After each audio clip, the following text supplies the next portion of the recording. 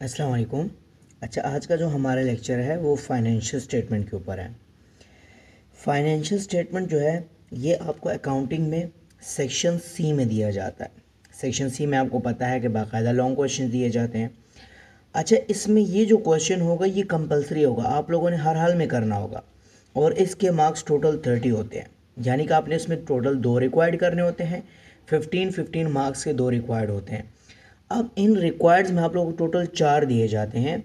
या तो income statement balance sheet दिया जाता है, या इनकम स्टेटमेंट के साथ क्लोजिंग एंट्रीज दे दी जाती हैं, या ये भी हो सकता है कि आप लोगों को पोस्ट क्लोजिंग ट्रायल बैलेंस भी दे दिया जाए। यानी कि वो उनके ऊपर डिपेंड करता है कि वो आपको कौन से क्वेश्चंस देते हैं। तो हमारा जो पहला टारगेट है वो हमने इनकम स्टेटमेंट समझना है। क्लियर? अब देखें, सबसे पहले तो मैं आपको ज़रा फाइनेंशियल स्टेटमेंट के बारे में ज़रा क्लियर करवा दूं कि फाइनेंशियल स्टेटमेंट कहते किसको हैं। देखिए, फाइनेंशियल जो है ये फाइनेंस से निकला है। फाइनेंस किसको कहते हैं? पैसे को कहते हैं। अक्सर अगर आप लोगों ने सुना होगा कि एक बंदा आपसे कहता है कि भाई मेरा फाइनेंशियल प्रॉब्लम था इसलिए मैंने अपनी पढ़ाई रोक दी। फाइनेंशियल से मुराद ये है कि मेरा घरेलू यानी पैसों का मसला था इसलिए मैंने आगे पढ़ाई जारी नहीं रखी। तो यहाँ पर हम लोग फाइनेंशियल स्टेटमेंट में अपनी कंपनी का हिसाब देखते हैं कि हमारी कंपनी प्रॉफिट में है या लॉस में है। अगर प्रॉफिट में है तो हम लोग अपनी कंपनी चलाएंगे, अगर लॉस में है तो हम अपनी कंपनी क्लोज करेंगे या उसको रिकवर करने की कोशिश करेंगे। तो फाइनेंशियल स्टेटमेंट में हम लोग ये करते हैं। अब यहाँ पर क्या होता है, हमारे पास इसमें दो आ जाती हैं। जैसे इनकम स्टेटमेंट, इनकम स्टेटमेंट में आप लोग ओवरऑल इनकम और एक्सपेंसेस रिकॉर्ड करते हैं। यानी इनकम में से एक्सपेंस माइनस करके आप लोग देखते हैं कि हमें प्रॉफिट हुआ है या लॉस हुआ है। अगर प्रॉफिट हुआ है तो कंपनी चलाएंगे, लॉस हुआ है तो कंपनी को क्लोज करेंगे या उसको रिकवर करने की कोशिश करेंगे। वो आप लोगों को इनकम स्टेटमेंट से पता चलेगा। क्लियर? तो अब हम आते हैं ज़रा इसके फॉर्मेट की तरफ। देखिए, मैंने आप लोगों को एक इमेजनरी फॉर्मेट बना के दिया है ताकि आप लोगों को फॉर्मेट का समझ आ जाए। क्लियर? आप लोग जब ये क्वेश्चन सॉल्व करेंगे तो सबसे पहले तो आप लोगों को ये सारे के सारे नाम बिल तरतीब याद होने चाहिए ग्रॉस प्रॉफिट तक। अब मैं आप लोगों को बिल तरतीब एक एक नाम प्रॉपर तरीके से समझाऊंगा ताकि आप लोगों को पता चले कि कौन सा नाम कहाँ कहाँ और क्यों क्यों लिखा गया है। अच्छा, देखिए, आप लोग पहले क्या करते हैं, कंपनी का नाम लिखते हैं, फिर इसके बाद आप लोग इनकम स्टेटमेंट लिखते हैं, फिर इसके बाद लिखेंगे for the year ended December 31, 2020। यानी आप लोग ये साल के एंड में बनाते हैं। आप लोग इसको 3 महीने बाद भी बना सकते हैं, 6 महीने बाद भी बना सकते हैं, और आप लोग इसको साल बाद, 2 साल बाद, 3 साल, यानी कि जब भी आपको इसकी नीड हो तो आप लोग ये बना सकते हैं अपनी कंपनी का नफ़ा नुकसान देखते हुए। क्लियर? अब यहाँ पर क्या करेंगे, देखें, आपके पास पहले कॉलम पर्टिकुलर का आएगा, तो ये जो 3 कॉलम है ये अमाउंट के हैं।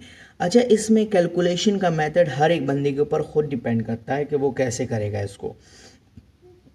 तो जाहिर बात है जिसने जैसा समझा होगा वो आपको उसी मेथड से समझाएगा। तो यहाँ पर आपके पास 3 कॉलम्स अमाउंट के हैं। क्लियर? अच्छा, मैं जब आगे आप लोगों को क्वेश्चन समझाऊंगा तो मैं बताऊंगा कि मैंने कौन से कॉलम में क्यों ये अमाउंट लिखी है और क्यों किया, क्या वजह थी। क्लियर? अब आते हैं ज़रा इसके नेम्स के ऊपर। देखें, पहला नाम हमारे पास सेल्स का लिखा गया है। सेल्स से मुराद कि आप लोगों ने तिजारती सामान बेचा है। अब तिजारती सामान से मुराद कि आप लोग जिस चीज़ का कारोबार करते हैं, मैं एग्जांपल देता हूं कि हमारी कंपनी का कपड़े का कारोबार है, हम लोग कपड़े का कारोबार कर रहे हैं। अब देखें, हमने पूरे साल में सेल्स से मुराद कि हमने कपड़ा बेचा। हमने कपड़ा कितने का बेचा है? टोटल 100 रुपये का कपड़ा बेचा है। 100 रुपये का कपड़ा बेचा है। क्लियर? हमने टोटल 100 रुपये का कपड़ा बेचा है। अब इसमें से लाजमी तो नहीं हम पूरे का पूरा 100 रुपये का बेचें, हमें कुछ, यानी कि हमने लोगों को कुछ डिस्काउंट भी दिए होंगे। तो सेल्स में डिस्काउंट कितना किया है? 10 रुपये का डिस्काउंट दिया है। मैं इसको ज़रा क्लियर कर देता हूँ।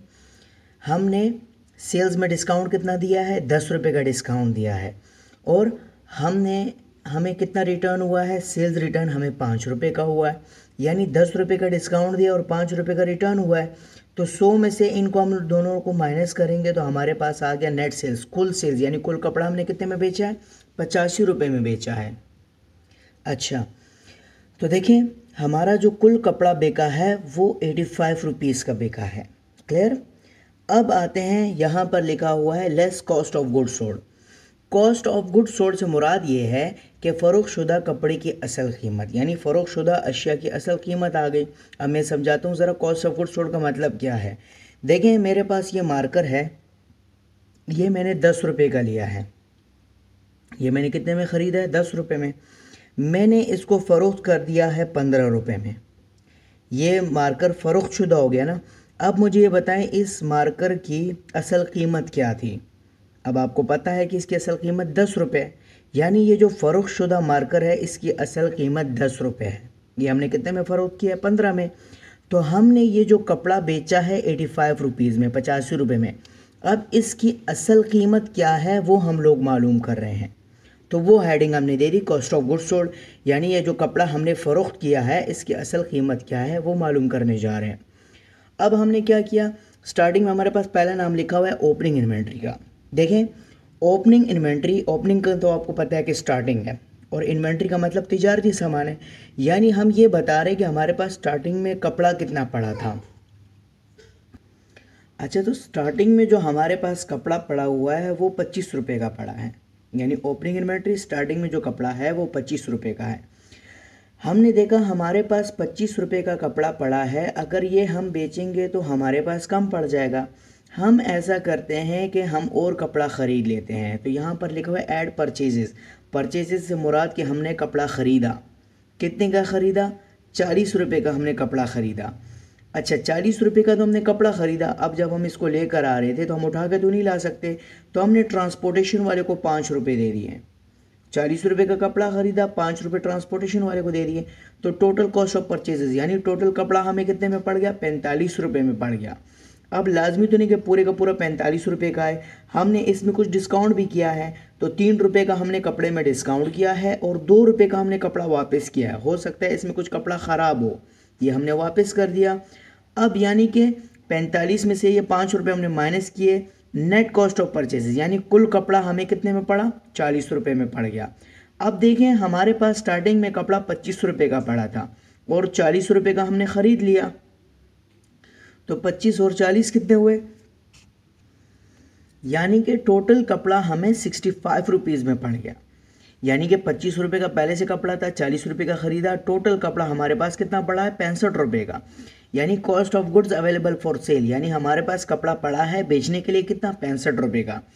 हम ये कपड़ा बेचते गए बेचते गए बेचते गए। अब हमने साल के एंड में देखा ये जो एंडिंग इन्वेंट्री लिखी है, ये जो आखिर का तिजारती सामान जो आखिर में जो कपड़ा बच जाता है, तो एंडिंग इन्वेंट्री कितनी है? 15 रुपये। हमने जब देखा तो हमारे पास 15 रुपये का कपड़ा बच गया था। यानी 65 रुपये का कपड़ा पड़ा था, 65 में से 15 रुपये का कपड़ा बच गया। तो 65 में से 15 माइनस किया, हमें पता चला कपड़ा असल में कितना गया है?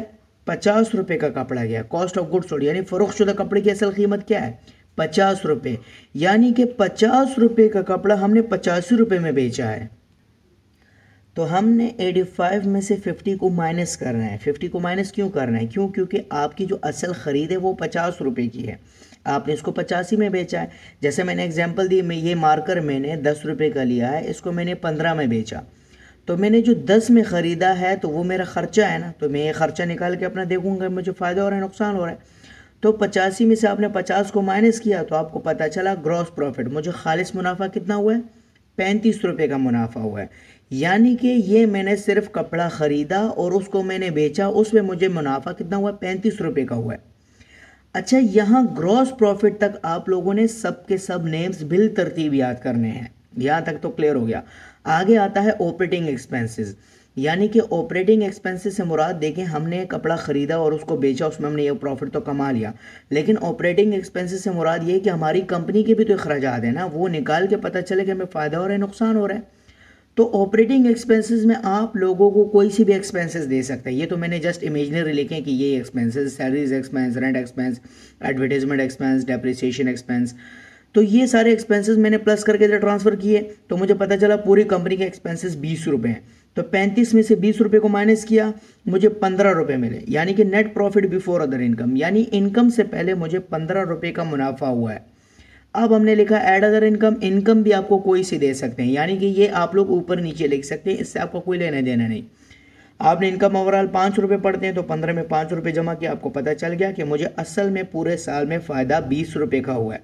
आपने इसके सामने लिख लिया net profit transfer to balance sheet. यानी ये हमारे पास पूरा फुल फ्लेज इनकम स्टेटमेंट का फॉर्मेट है। आप लोगों ने सेल्स से लेके ग्रॉस प्रॉफिट तक बिल तरतीब याद करना होगा।